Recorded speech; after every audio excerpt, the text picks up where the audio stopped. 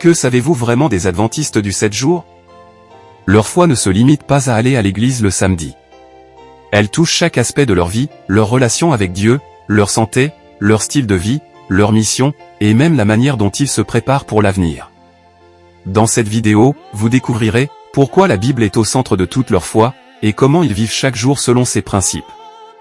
Le rôle unique de Jésus-Christ comme sauveur et intercesseur. Le mystère du sanctuaire céleste et du jugement investigatif, et pourquoi cela transforme leur vie quotidienne. Le sens profond du sabbat, du retour de Jésus, de l'état des morts et de la résurrection. Leur approche de la santé et du bien-être, qui inspire le monde entier. Et enfin, la mission divine et l'esprit de prophétie qui les guide dans ces derniers temps. Si vous pensez tout savoir, préparez-vous à être surpris. Cette vidéo va vous ouvrir les yeux sur une foi cohérente, pratique et pleine d'espérance, et vous comprendrez pourquoi elle transforme la vie de millions de personnes dans le monde. Restez avec nous jusqu'au bout, car chaque vérité que vous allez découvrir est une clé pour comprendre le plan de Dieu pour l'humanité et pour vous-même. La raison pour laquelle les adventistes du 7 jours croient que la Bible est la seule règle de foi vient de plusieurs fondements bibliques, historiques et pratiques. 1. Parce que la Bible est inspirée par Dieu. 2 Timothée 3 versets 16 à 17, toute écriture est inspirée de Dieu, et utile pour enseigner, pour convaincre, pour corriger, pour instruire dans la justice, afin que l'homme de Dieu soit accompli et propre à toute bonne œuvre. Les adventistes croient que la Bible n'est pas un livre humain mais la parole inspirée de Dieu, donnée pour guider l'homme dans la vérité et le salut. 2. Parce que la Bible révèle le plan du salut. Jean 5 verset 39, vous sondez les Écritures, parce que vous pensez avoir en elles la vie éternelle, ce sont elles qui rendent témoignage de moi. Pour eux, la Bible montre clairement que le salut vient uniquement par Jésus-Christ, et non par les traditions, philosophies ou institutions humaines. 3. Parce que Jésus et les apôtres s'y référaient comme autorité. Jésus, dans ses tentations, répondait toujours, il est écrit. Matthieu 4 versets 4 et 7 et 10. Les apôtres, dans le Nouveau Testament, citaient sans cesse les Écritures comme fondement de leur prédication, Actes 17 verset 2, Romains 15 verset 4. Cela montre que pour les premiers chrétiens, l'Écriture était la norme ultime. 4. Parce qu'elle est complète et suffisante. Apocalypse 22 verset 18 à 19 avertit de ne rien ajouter ni retrancher à la parole. Psaume 119 verset 105, ta parole est une lampe à mes pieds, et une lumière sur mon sentier. Les adventistes enseignent donc que la Bible contient tout ce qui est nécessaire pour croire, obéir et être sauvé. 5. Parce que les traditions humaines peuvent égarer. Jésus a reproché aux religieux de son temps, Marc 7 versets 7 à 8, c'est en vain qu'ils m'honorent, en donnant des préceptes qui sont des commandements d'hommes. Vous abandonnez le commandement de Dieu, et vous observez la tradition des hommes. Pour éviter de tomber dans les pièges des traditions humaines, l'Église adventiste choisit de s'appuyer uniquement sur l'Écriture. Les adventistes croient que la Bible est la seule règle de foi car elle est inspirée de Dieu. Elle révèle le salut en Jésus-Christ. Jésus et les apôtres l'ont utilisée comme autorité. Elle est complète et suffisante. Elle protège contre les traditions humaines qui égarent. La doctrine de la Trinité est l'un des fondements de la foi adventiste, et les adventistes croient en un seul Dieu, existant éternellement en 3 personnes, le Père, le Fils et le Saint-Esprit. Voici pourquoi, 1. Parce que la Bible révèle l'unité de Dieu. Deutéronome 6 verset 4, écoute, Israël. L'Éternel, notre Dieu, est le seul éternel. Les adventistes affirment qu'il n'y a qu'un seul Dieu, créateur de toutes choses. Mais en lisant toute la Bible, on découvre que cet unique Dieu se révèle en 3 personnes divines. 2. Parce que le Père est Dieu. 1 Corinthiens 8 verset 6, pour nous, il n'y a qu'un seul Dieu, le Père, de qui viennent toutes choses et pour qui nous sommes. Le Père est présenté comme la source de la vie et l'auteur du salut. 3. Parce que Jésus-Christ est Dieu. Jean 1 verset 1, au commencement était la parole, et la parole était avec Dieu, et la parole était Dieu. Jean 20 verset 28, Thomas écrit à Jésus, mon Seigneur et mon Dieu. Les adventistes croient donc que Jésus n'est pas seulement un prophète ou un être créé, mais Dieu éternel fait homme, venu pour sauver l'humanité. 4. Parce que le Saint-Esprit est Dieu. Acte 5 verset 3 à 4 montre qu'Anania mentit au Saint-Esprit, et que Pierre dit ensuite, ce n'est pas à des hommes que tu as menti, mais à Dieu. 2 Corinthiens 3 verset 17, le Seigneur c'est l'Esprit. Le Saint-Esprit n'est pas une force impersonnelle, mais une personne divine qui agit dans le cœur des croyants. 5. Parce que les 3 agissent ensemble. La Bible présente le Père, le Fils et le Saint-Esprit comme distincts mais unis, à la création, l'Esprit de Dieu se mouvait au-dessus des eaux, Genèse 1 verset 2, et Dieu dit, faisons l'homme à notre image, Genèse 1 verset 26. Au baptême de Jésus, le Fils est baptisé, le Père parle du ciel, et l'Esprit descend comme une colombe, Matthieu 3 versets 16 à 17. Dans la mission chrétienne, Matthieu 28 à 19, baptisez-les au nom du Père, du Fils et du Saint-Esprit. Ces passages montrent clairement une pluralité en Dieu, mais une unité parfaite dans leur nature divine. 6. Parce que le salut implique les trois. Le Père a tant aimé le monde qu'il a envoyé son Fils, Jean 3 à 16. Le Fils est mort et ressuscité pour nous donner la vie. Le Saint-Esprit applique dans nos vies les bénédictions du salut et nous transforme. En résumé, les adventistes croient en la Trinité parce que, la Bible l'enseigne clairement. Chacune des trois personnes est présentée comme Dieu. Elles agissent ensemble dans la création, le salut et la vie chrétienne. Elles forment un seul Dieu dans une unité parfaite d'amour. Chez les adventistes du 7 jours, la foi en Jésus-Christ comme Sauveur et Seigneur est le cœur de leur doctrine. Voici les principales raisons bibliques et spirituelles. 1. Parce que Jésus est le Fils de Dieu envoyé pour sauver. Jean 3 à 16, car Dieu a tant aimé le monde qu'il a donné son Fils unique, afin que quiconque croit en lui ne périsse point, mais qu'il ait la vie éternelle. Les adventistes croient que Jésus n'est pas seulement un grand maître spirituel, mais le Fils éternel de Dieu, venu sur terre pour offrir le salut. 2. Parce qu'il est mort pour nos péchés. 1 Corinthiens 15 à 3, Christ est mort pour nos péchés, selon les Écritures. La croix est centrale dans la foi adventiste, Jésus a pris à sa charge la condamnation que nous méritions, afin que nous soyons pardonnés. 3. Parce qu'il est ressuscité pour nous donner la vie. Jean 11 à 25, je suis la résurrection et la vie. Celui qui croit en moi vivra, quand même il serait mort. Les adventistes affirment que la résurrection de Jésus est la garantie que ceux qui croient en lui ressusciteront aussi à son retour. 4. Parce qu'il est Seigneur, digne d'adoration. Philippiens 2 versets 9 à 11, Dieu l'a souverainement élevé et lui a donné le nom qui est au-dessus de tout nom, afin qu'au nom de Jésus tout genou fléchisse, et que toute langue confesse que Jésus-Christ est Seigneur. Être Seigneur signifie que Jésus est non seulement Sauveur, mais aussi Roi, Maître et autorité suprême sur la vie du croyant. 5. Parce qu'il est le seul chemin vers Dieu. Jean 14 verset 6, je suis le chemin, la vérité et la vie. Nul ne vient au Père que par moi. Les adventistes croient que le salut n'existe en aucun autre nom que Jésus, Acte 4 verset 12. 6. Parce qu'il continue son œuvre dans le ciel. Hébreux 7 verset 25, il peut sauver parfaitement ceux qui s'approchent de Dieu par lui, étant toujours vivant pour intercéder en leur faveur. Pour les adventistes, Jésus n'est pas seulement mort et ressuscité, il est aussi notre grand souverain sacrificateur dans le sanctuaire céleste, plaidant pour nous auprès du Père. Les adventistes croient en Jésus-Christ comme Sauveur et Seigneur parce que, il est le Fils de Dieu, envoyé par amour. Il est mort pour nos péchés. Il est ressuscité pour nous donner la vie. Il est digne d'adoration comme Seigneur de l'univers. Il est le seul chemin vers Dieu. Il intercède aujourd'hui encore pour son peuple. Pourquoi les adventistes du 7 jours croient en Jésus-Christ comme leur Sauveur et Seigneur? Pour les adventistes, tout repose sur Jésus-Christ. Sans lui, il n'y aurait ni foi, ni espérance, ni salut. Mais pourquoi Jésus? Qu'a-t-il fait de si unique? Et pourquoi est-il à la fois Sauveur et Seigneur? Reste bien avec moi jusqu'à la fin de cette vidéo, car tu découvriras les vérités bibliques qui expliquent pourquoi Jésus est au centre de la doctrine adventiste, et pourquoi il doit aussi être au centre de ta vie. 1. Jésus est le Fils de Dieu envoyé par amour. Les adventistes croient que Jésus est le Fils éternel de Dieu, venu dans ce monde par amour pour sauver l'humanité.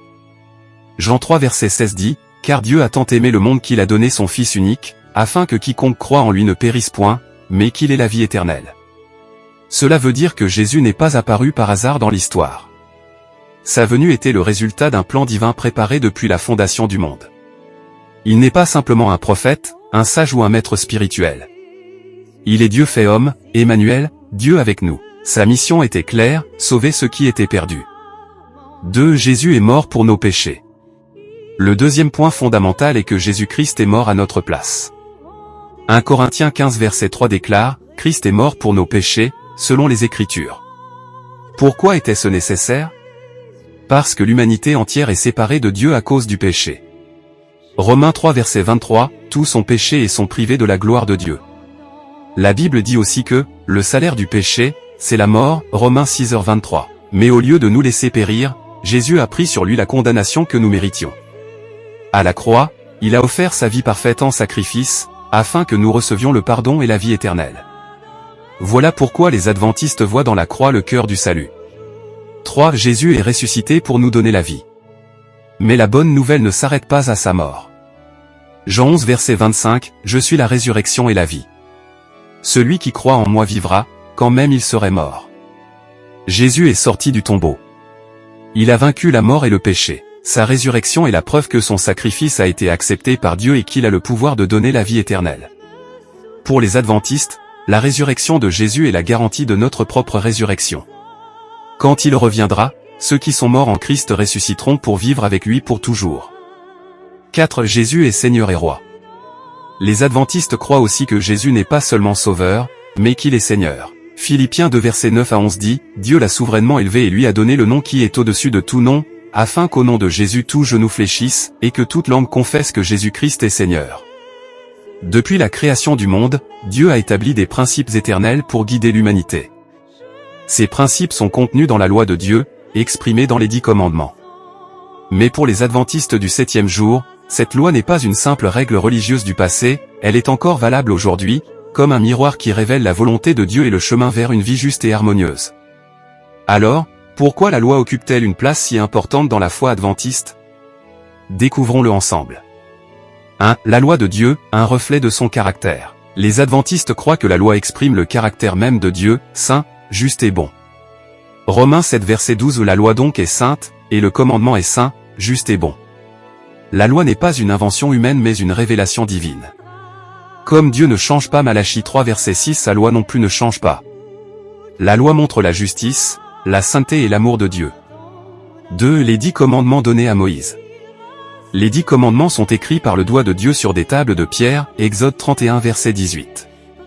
Ils représentent un pacte éternel entre Dieu et son peuple. Exode 20 versets 1 à 17 énumère les commandements qui touchent 2 dimensions, notre relation avec Dieu, les 4 premiers commandements. Notre relation avec les autres, les 6 derniers commandements. 3. La loi révélée avant Moïse. Les adventistes soulignent que la loi existait avant le Sinaï. Exemple, Caïn a été condamné pour meurtre, Genèse 4, bien avant que le commandement « Tu ne tueras point » ne soit écrit. Cela prouve que les 10 commandements sont universels et éternels, pas seulement pour Israël. 4. La loi et Jésus-Christ. Beaucoup pensent que Jésus est venu abolir la loi. Mais les adventistes rappellent les paroles claires du Christ, Matthieu 5 verset 17. Ne croyez pas que je sois venu pour abolir la loi ou les prophètes, je suis venu non pour abolir, mais pour accomplir. Jésus a vécu une vie parfaite en obéissant à la loi. Il a résumé la loi en 2 grands commandements, aimer Dieu de tout son cœur. Aimer son prochain comme soi-même, Matthieu 22 verset 37 à 40. Pour les adventistes, cela ne supprime pas les 10 commandements, mais les met en lumière par l'amour. 5. La loi et la grâce. Les adventistes croient que nous ne sommes pas sauvés par la loi, mais par la grâce en Jésus-Christ, Éphésiens 2 versets 8 à 9. Cependant, la grâce ne supprime pas l'obéissance, elle la rend possible. La loi agit comme un miroir qui révèle le péché, Romains 3 verset 20. La grâce agit comme un médecin qui nous guérit et nous transforme. La loi ne sauve pas, mais elle nous conduit à Christ, le seul sauveur. 6. Le rôle prophétique de la loi dans la fin des temps. Pour les adventistes, la loi est au centre du grand conflit entre le bien et le mal. L'Apocalypse montre que le peuple de Dieu des derniers jours sera caractérisé par 2 choses, ils gardent les commandements de Dieu. Ils ont la foi de Jésus, Apocalypse 14 verset 12. Cela signifie que l'obéissance et la foi marchent ensemble. 7. Le sabbat comme signe particulier. Parmi les 10 commandements, le 4e, sur le sabbat, est central pour les adventistes. Exode 20 verset 8 à 11. Souviens-toi du jour du repos, pour le sanctifier. Le sabbat est vu comme un signe de la création. Un rappel de la rédemption.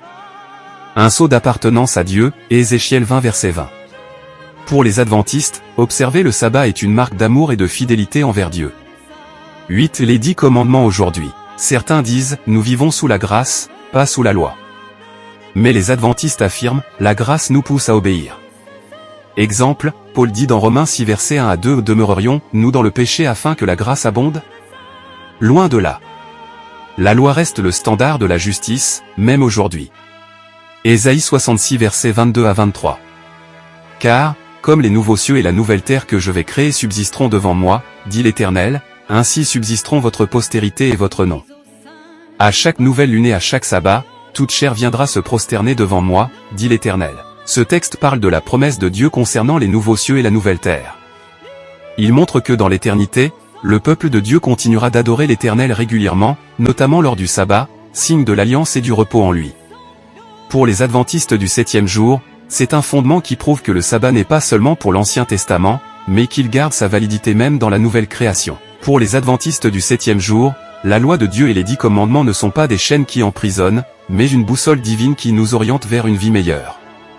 La loi nous montre notre besoin d'un sauveur, et la grâce de Jésus nous donne la force d'y obéir.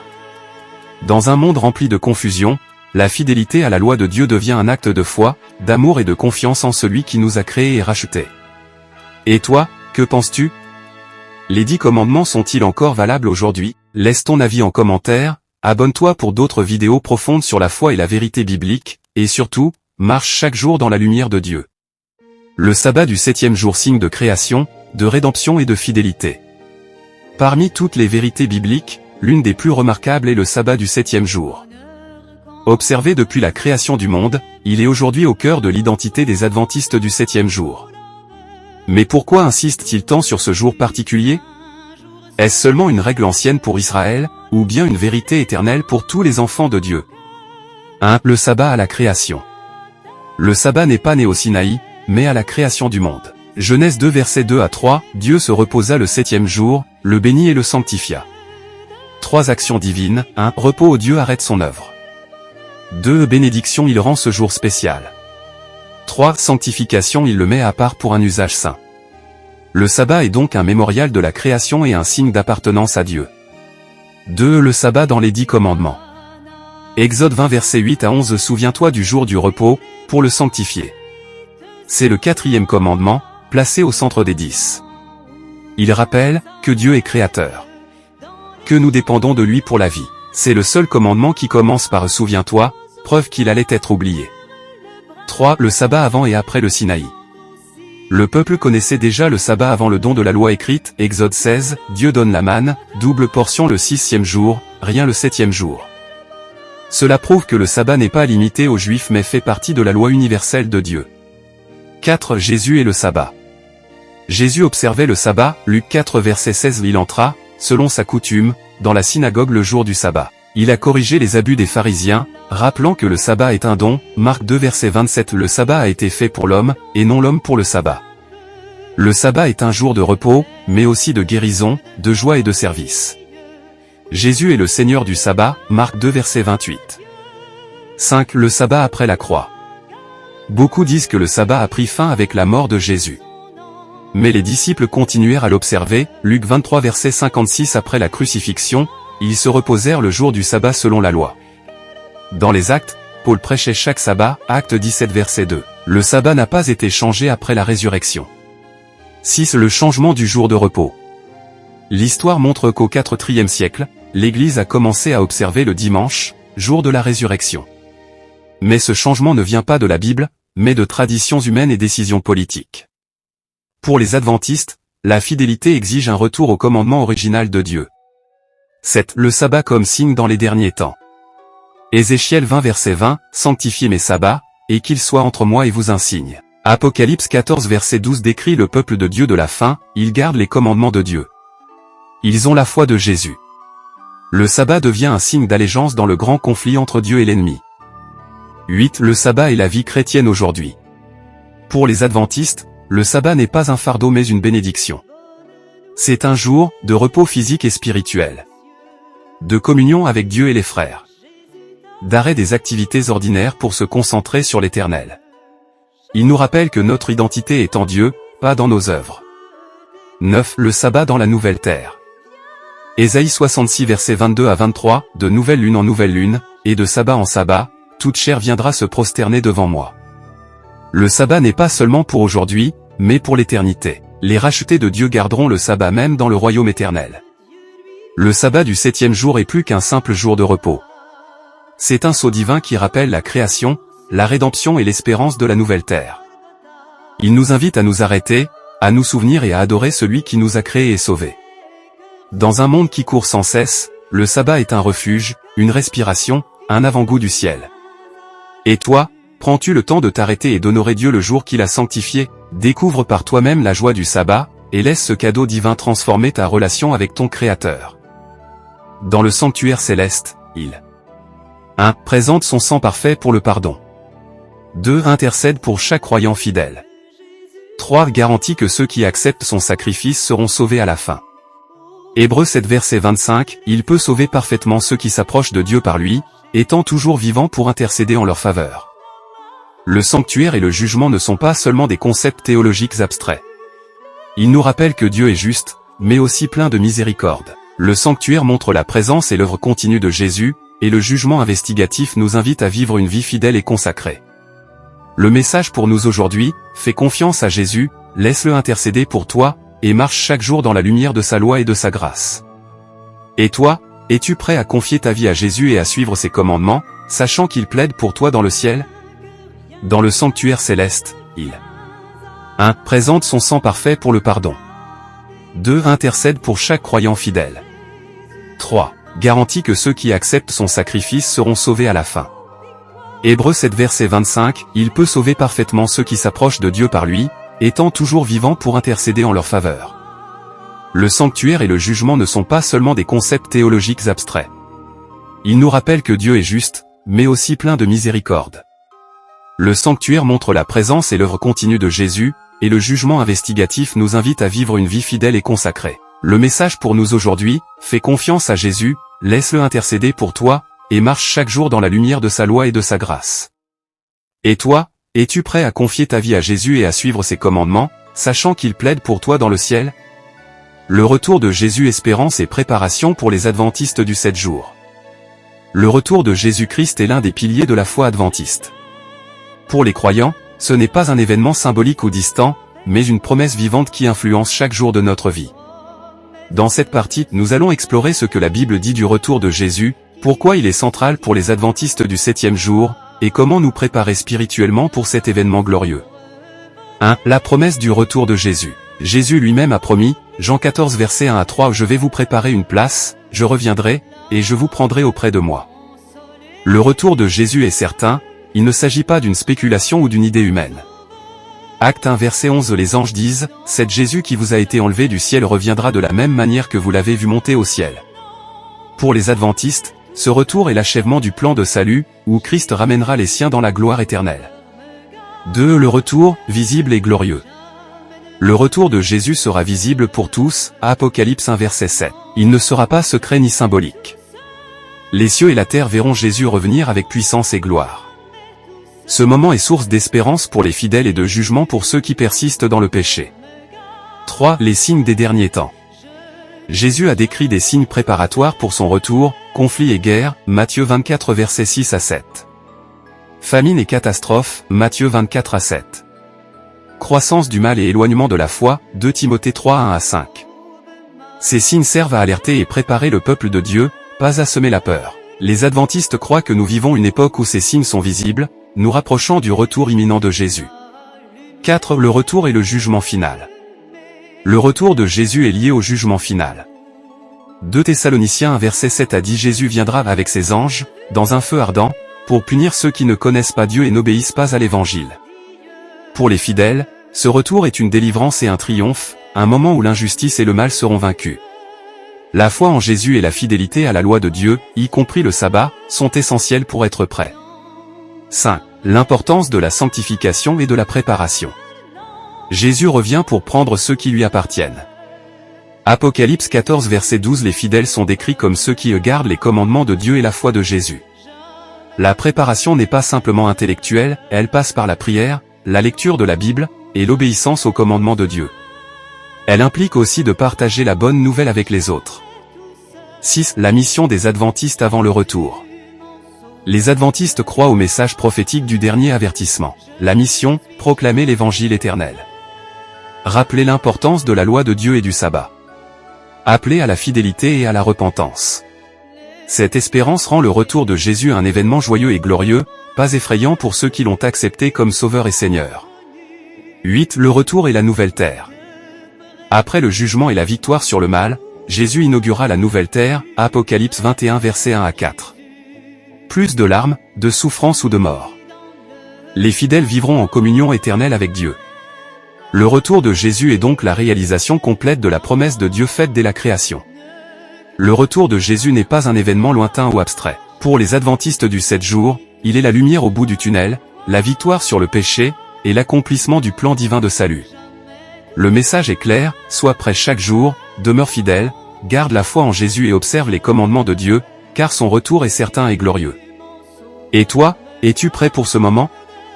Ouvre ton cœur, renouvelle ta foi, et marche avec Jésus chaque jour.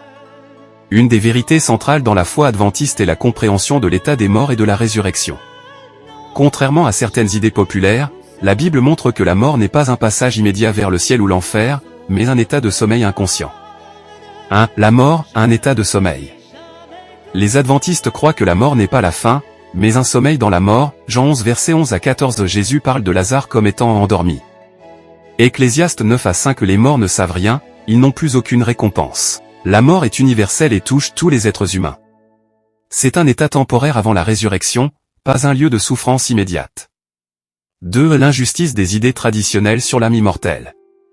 Certaines traditions affirment que l'âme continue de vivre après la mort dans le ciel ou l'enfer. Mais la Bible ne supporte pas cette idée. Psaume 146 verset 4. Son souffle s'en va, il retourne à la terre, ce jour-là périssent ses projets. Les adventistes insistent, l'immortalité est un don de Dieu, accordé à la résurrection, pas à la mort naturelle. Tous les morts reviendront à la vie au moment choisi par Dieu, fidèles en Christ. 1 Thessaloniciens 4 versets 16 à 17. Les morts en Christ ressusciteront d'abord. 1 Jean 5 versets 28 à 29. Ceux qui auront fait le bien ressusciteront pour la vie, ceux qui auront fait le mal pour la condamnation. La résurrection rétablit la justice et l'ordre selon le plan divin. 4. La résurrection des justes. Les croyants morts en Christ seront réveillés encore glorieux. 1 Corinthiens 15 versets 52 à 53. En un instant, nous serons transformés. Ils ne connaîtront plus jamais la mort, la souffrance ni le péché. La résurrection est une récompense de la foi et de la fidélité à Dieu. 5. La résurrection des impies. Les impies ressusciteront pour être jugés, Apocalypse 20 versets 12 à 13. Ils subiront la seconde mort, Apocalypse 20 verset 14, la perte éternelle, et non une torture consciente immédiate après la mort. Cela démontre la justice parfaite de Dieu, punition proportionnelle aux choix faits durant la vie. 6. L'importance pour notre vie aujourd'hui. Comprendre que la mort n'est pas la fin nous aide à éviter la peur irrationnelle de la mort. Vivre une vie fidèle et obéissante. Attendre la résurrection avec espoir. La mort devient un sommeil temporaire, un passage vers la vie éternelle promise à ceux qui suivent Christ. 7. L'espérance adventiste. La résurrection est la clôture du plan de salut.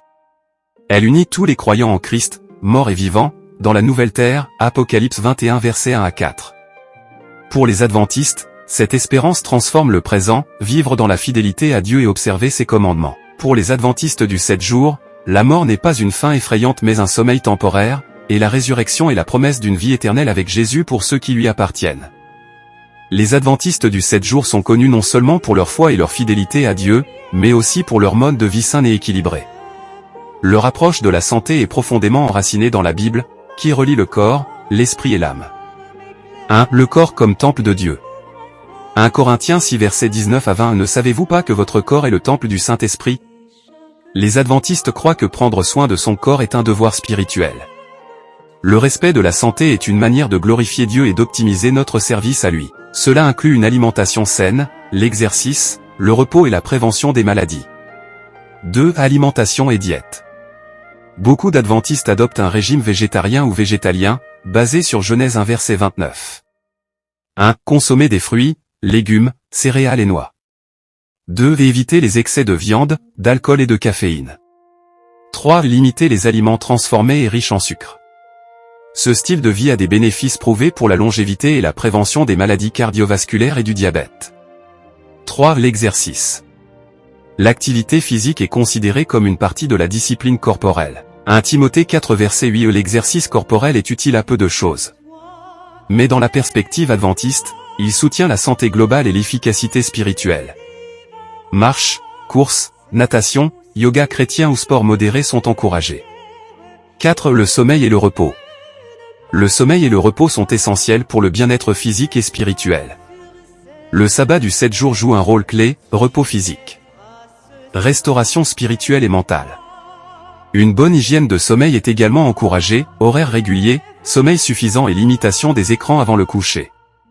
5. L'eau et l'hygiène. L'eau est vue comme essentielle pour la santé et la purification. Les adventistes insistent sur la consommation d'eau pure, les bains réguliers et l'hygiène corporelle. L'hygiène personnelle est un élément de respect pour soi-même et pour Dieu. 6. Éviter les substances nocives. Proverbe 20 verset 1. Le vin est moqueur, la boisson forte et tumultueuse. Les adventistes évitent alcool et tabac, drogue et substances addictives, excès de caféine ou d'aliments transformés. Cela reflète leur volonté de préserver le corps et l'esprit pour servir Dieu efficacement. 7. Santé mentale et spirituelle. La santé mentale est indissociable de la santé physique et spirituelle. Prière, méditation, lecture biblique et communion fraternelle soutiennent le bien-être psychologique. Philippiens 4 versets 6 à 7. La prière et la confiance en Dieu apportent paix et équilibre mental. 8. Communauté et service. L'engagement social et le service sont aussi considérés comme éléments de santé globale.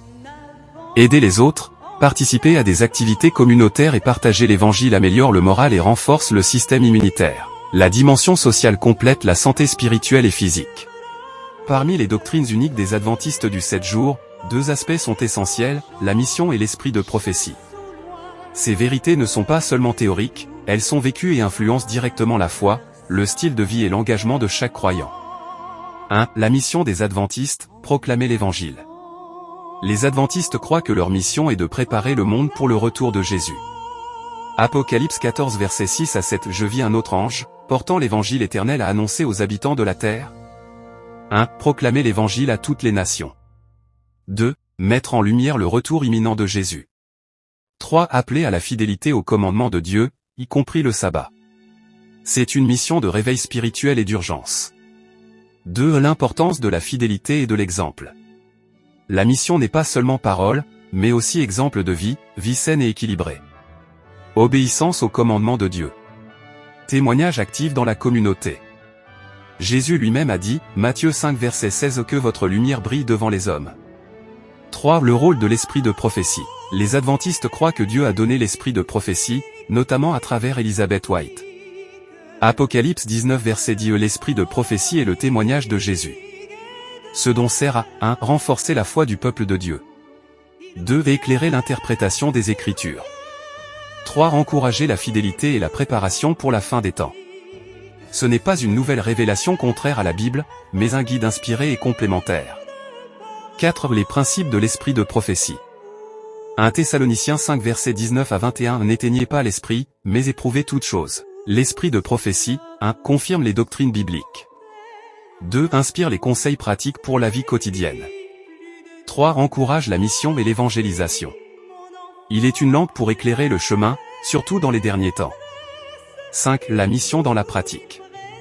Partage de l'évangile local et international.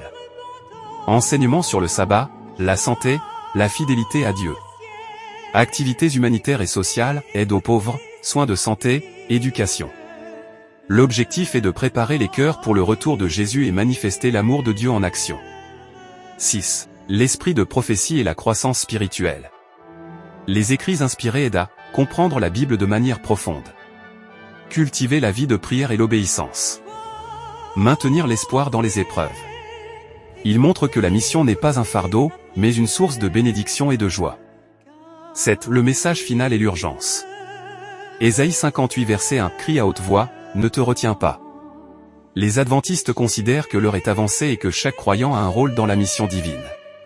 Tout au long de cette vidéo, nous avons exploré les fondements de la foi des adventistes du 7 jours, en touchant à chaque aspect essentiel de leur croyance et de leur vie. La Bible est la seule règle de foi, la lumière qui guide chaque pas et chaque décision. Dieu et la Trinité sont au cœur de leur croyance, et Jésus-Christ est reconnu comme Sauveur et Seigneur, celui qui nous offre le pardon et la vie éternelle.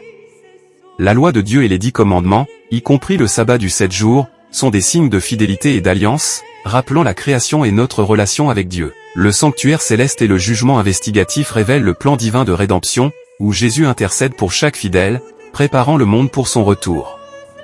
Le retour de Jésus est une promesse certaine, glorieux et visible, source d'espérance pour les croyants et de jugement pour ceux qui persistent dans le péché.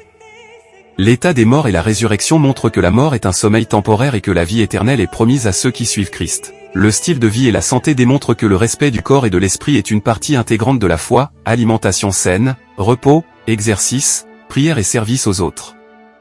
Enfin, la mission et l'esprit de prophétie nous rappellent que chaque croyant a un rôle actif à jouer, partager l'évangile, vivre selon la parole et préparer les cœurs pour le retour de Jésus. Tout cela forme un ensemble cohérent et vivant, foi, pratique, mission et espérance. La doctrine adventiste n'est pas seulement théorique, elle transforme la vie, le corps et l'esprit, et guide chaque croyant vers une relation intime avec Dieu. Alors aujourd'hui, la question est simple mais profonde, comment vais-je vivre ma foi, honorer Dieu et me préparer pour le retour de Jésus? Reste fidèle, marche dans la lumière, partage l'évangile et laisse la vérité de Dieu guider chaque aspect de ta vie. Si cette vidéo t'a inspiré, abonne-toi, partage-la et laisse un commentaire pour témoigner de ce que tu retiens et comment tu comptes vivre selon ces principes. Ensemble, faisons briller la lumière de Christ dans ce monde.